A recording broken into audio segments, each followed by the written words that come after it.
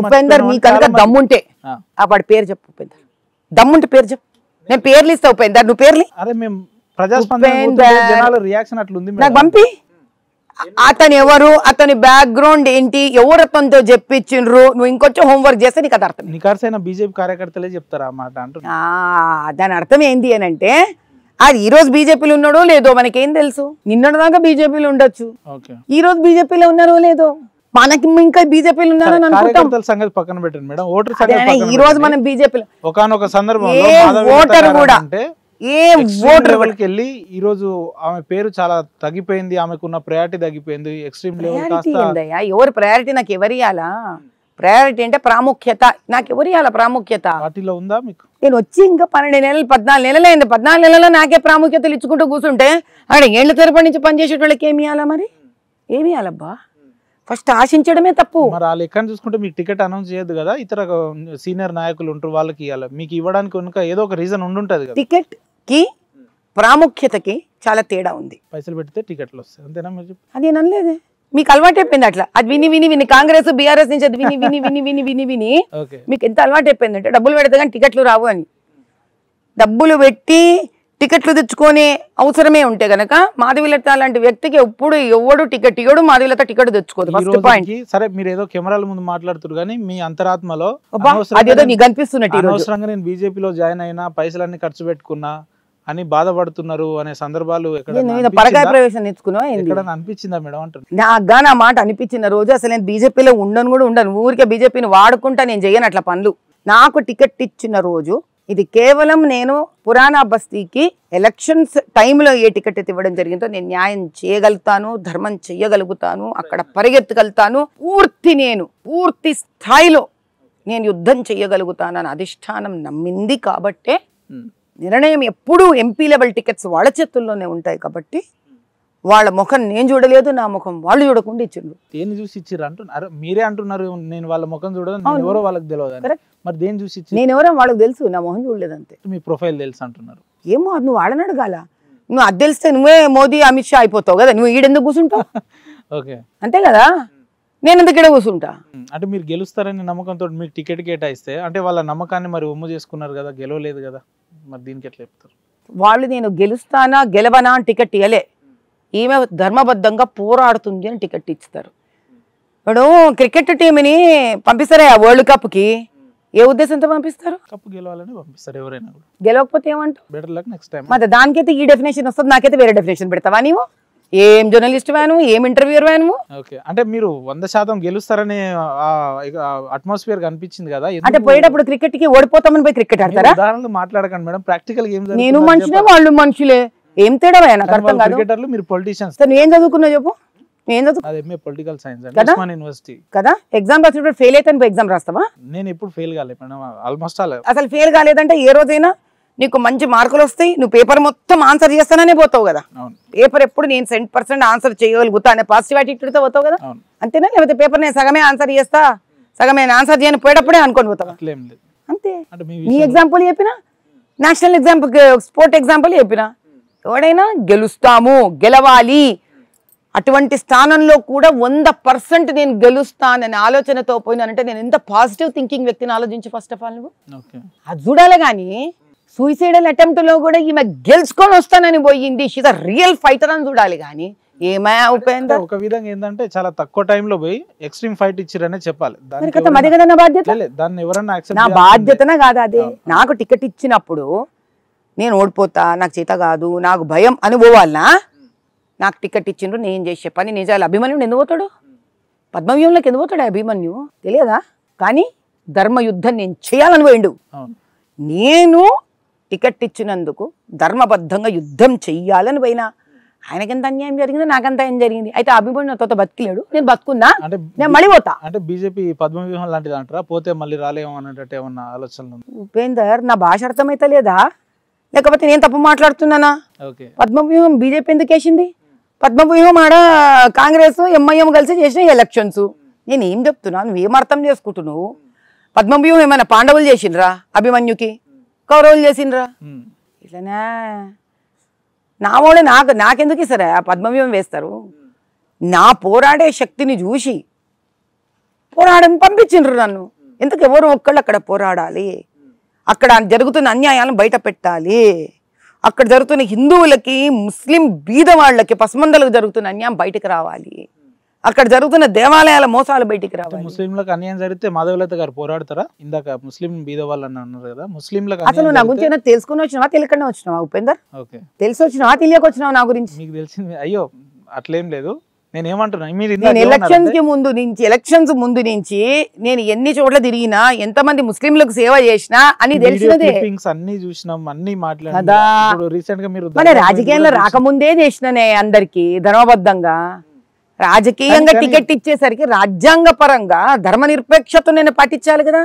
ధర్మ నిరపేక్షత అంటే ఏంది? అంటే మీరు ఎంఐఎం ని విమర్శిస్తున్నారు అని అంటే డైరెక్ట్ గా ముస్లిం కమ్యూనిటీని విమర్శిస్తున్నట్టే. నువ్వు చెప్తున్నావా? అది వాళ్ళు చెప్పుకుంటున్నారు, వాళ్ళు భావిస్తున్నారు అంటారు. ఎవరు వాళ్ళు? ఎవరు అక్కడ? ఎంఐఎం ఏమన్నా భావిస్తుంది?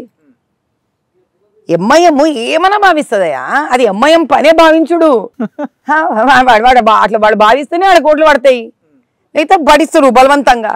నువ్వు ఒక ముస్లిం దగ్గర పోయి అడిగే ధైర్యం మనకు లేదు, చెప్పే ధైర్యం వానికి లేదు. అది వాళ్ళ దయనీయ స్థితి. అచ్చా, వాళ్ళకంత పొగరుంటే మేము తీసుకోకూడదు అనుకుంటే నా మెడికల్ క్యాంపులలో ఎందుకు వస్తారు వాళ్ళు?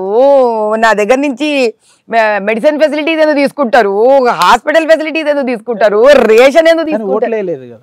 అదేనాయా చివరికి డీలా? ఇది ఏమన్నా దందనా?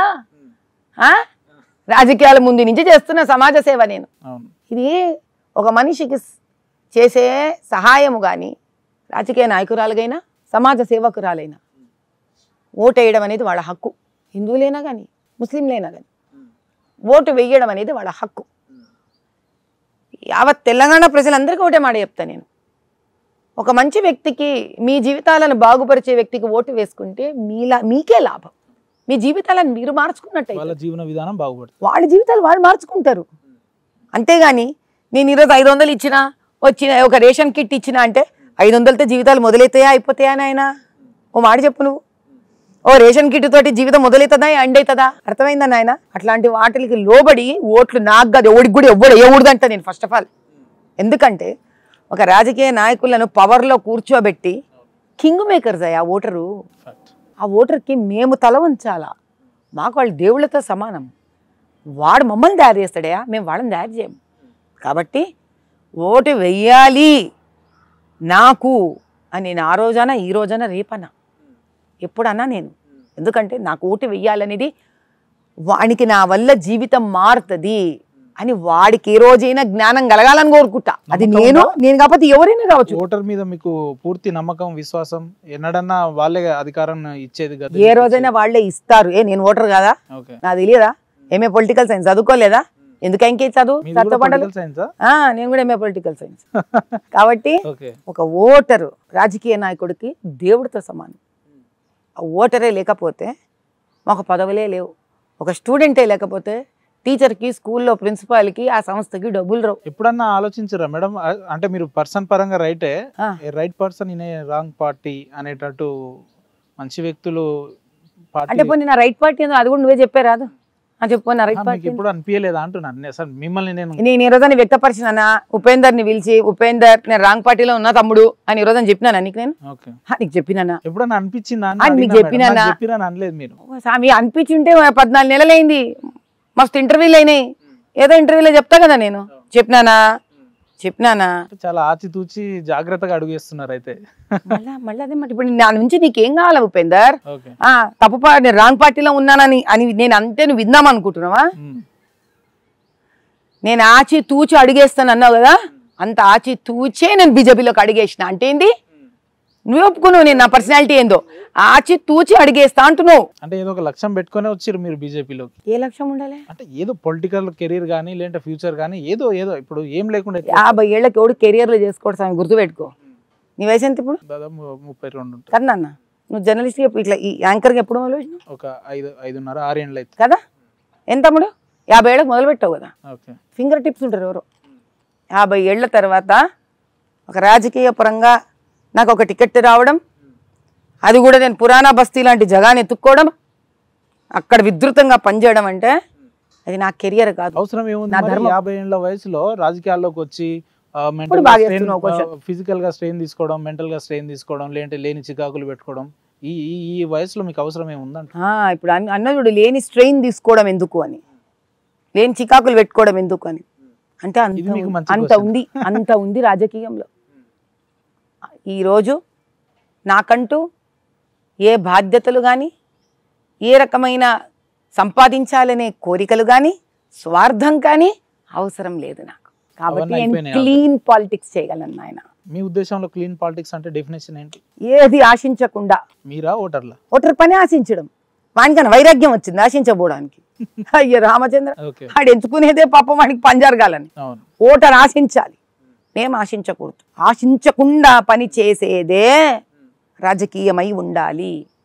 ఒక్కసారన్నా అలాంటి రాజకీయాలు జరుగుతాయి అని సిద్ధాంతాలు నమ్మిన వ్యక్తిని కాబట్టి అసలు ఇది అవుతుందా లేదా, ఎందుకు అవ్వదు మన మూడికి అనడమే సరిపోతుంది కదా. ఇప్పుడు మనం కుర్చీలలో కూర్చొని ఏమంటామే, ఈ రాజకీయ నాయకుడు కరప్ట్, ఆ రాజకీయ నాయకుడు కరప్ట్ అంటూ ఉంటాం.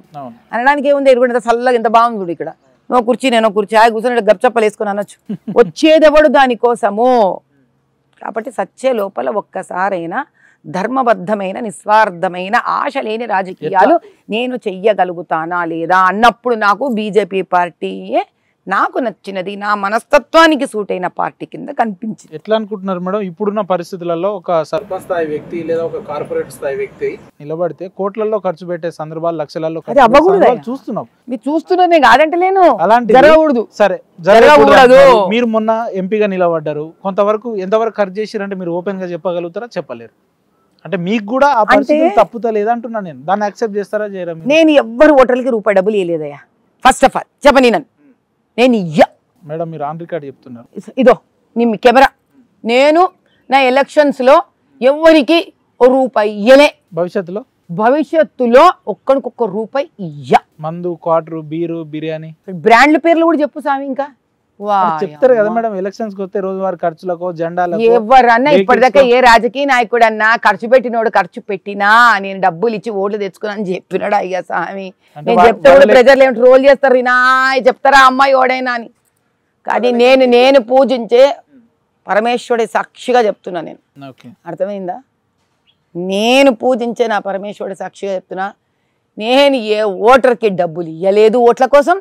నేను సచ్చేదాకా ఏ ఓటర్కి డబ్బులు. మీకు భక్తి బాగా ఎక్కువ అనుకుంటా మేడం. అంటే ఇప్పుడు భక్తి ఓటేసిన వాళ్ళందరిది ఏమన్నా మెజరింగ్, పాలల నీళ్లను నేను చెక్ చేయడానికి ఏమన్నా అది బాబు మెజర్మెంటా?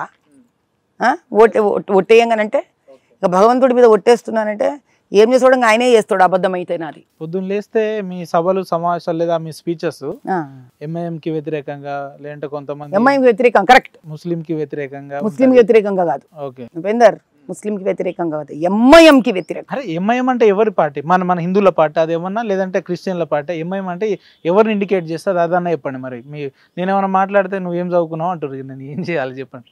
ఎంఐఎం అంటే ఎవరిని ఇండికేట్ చేస్తుంది? ఎంఐఎం కి ముస్లింలు కావాలి.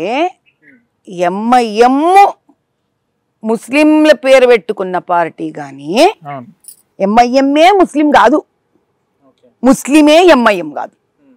అర్థమైందా?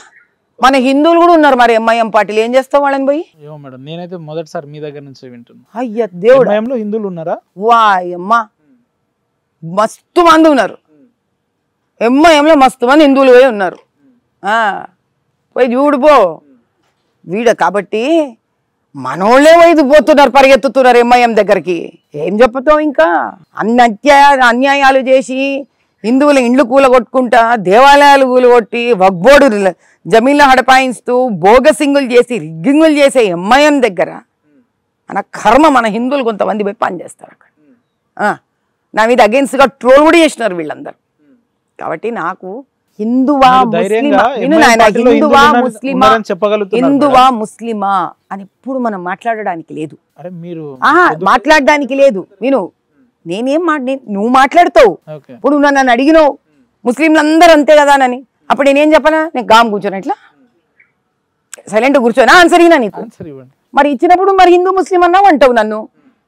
నువ్వు ప్రశ్న తేకట్లయితే హిందూ ముస్లిం క్వశ్చన్ తేకు. నువ్వు అయితే నువ్వు వచ్చింది క్వశ్చన్ ఏనికి, నువ్వు హిందూ ముస్లిం క్వశ్చన్ వేస్తావు. ఆ హిందూ ముస్లింకి నేను ఆన్సర్ ఇస్తా. అంటే ఇప్పుడు నేను ఎంఐఎం అంటే ముస్లింలు అంటున్నాను, ముందు మీకు బాధేస్తుంది. నేను ఎంఐఎం అని అంటున్నా. ముస్లింలను అంటలేను.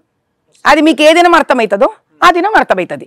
ఆ దినం వరకు మీకు ఇంకా వయసు రాలేదు అనుకుంటా, మెచ్యూరిటీ రాలేదు అనుకుంటా. నిన్న మొన్న ఒక సోషల్ మీడియాలో మీరు ఒక ట్రోల్ చూసే ఉంటారు మేడం. మీరు నా ట్రోల్ మాధవలత గారు పొద్దున్న లేస్తే ముస్లింలను తిడతారు, కానీ మే అకేషన్ వస్తే మసీదులకు పోతుంది, లేదంటే ముస్లిం వాళ్ళ ఇండ్లలోకి పోయి భోజనాలు చేస్తుంది, మళ్ళీ బయట సభలు సమావేశాలు చల్ వాడేవాడు వీడేవాడు ముస్లిం ఎవడని మాట్లాడతారు, ఇదేం పద్ధతి అనేటట్టు ఒకటి పోర్ట్రేట్ అయింది. సో కదా ఆ ట్రోల్ చేసిన వాడిది అకౌంట్ ఉంటుంది కదా, ఒకరిద్దరు అంటే చెప్తాం మేడం. ఒకరిద్దరిదే చెప్పు, నువ్వు ఒకరిద్దరు అంటే చెప్తాం, 100 మంది అంటే నేను ఆ 100లలో ఒకరిద్దరు పేరు చెప్పు. నీకు చేతి అయితే ఒప్పిందా, నీకు దమ్ముందా చెప్పేది, నీకు చెప్పే ధైర్యం ఉందా? నెంబరే నా దగ్గర లేదు, అలాంటిది ఎవడో పెట్టి నా నంబర్ లేకుండా ఇడదాకా ఎట్లా వస్తున్నా ఇంటర్వ్యూకి? స్టాఫ్ అది అది చాలు కదా, అది చాలు కదా. నీకేమైనా భూతాలు దయ్యాలాగా పేరు లేకుండా ట్రోల్స్ అవుతున్నాయా? నువ్వు నాది ఇంత చదివి చెప్తున్నావు కదా, ఆ ట్రోల్ చేసినోడు పేరు చదువు చెప్పబ్బా. ఇంటర్వ్యూ ముందు కూడా వదిలేకపోతే ఈసారి తేలుస్తుంది దీని సంగతి, నేను సిగ్నేచర్లోనే తేలుస్తుంది. నువ్వు ఏడన ఆ ట్రోల్ చూసినావో, ఎవడు నా మీద ఇట్లా ట్రోల్ చేసినాడో వాడి పేరు చెప్పు, చెప్పబ్బా. ఏం చేస్తారు చెప్తే అంటే ఆడికి దానికి నీకు అప్పుడు నీకు ఎక్స్ప్లెనేషన్ నీకే ఇస్తా, పేరు చెప్పు. వాడు నేనేం చేస్తా, ఆడి పిచ్చోడాడు, ఆ డబ్బులు తీసుకొని ట్రోల్ చేసుకుంటాడు, ఫరక్ పడదు. వాడి పేరు చెప్పు. ఉన్నాయి మేడం, చాలా ఉన్నాయి లిస్ట్.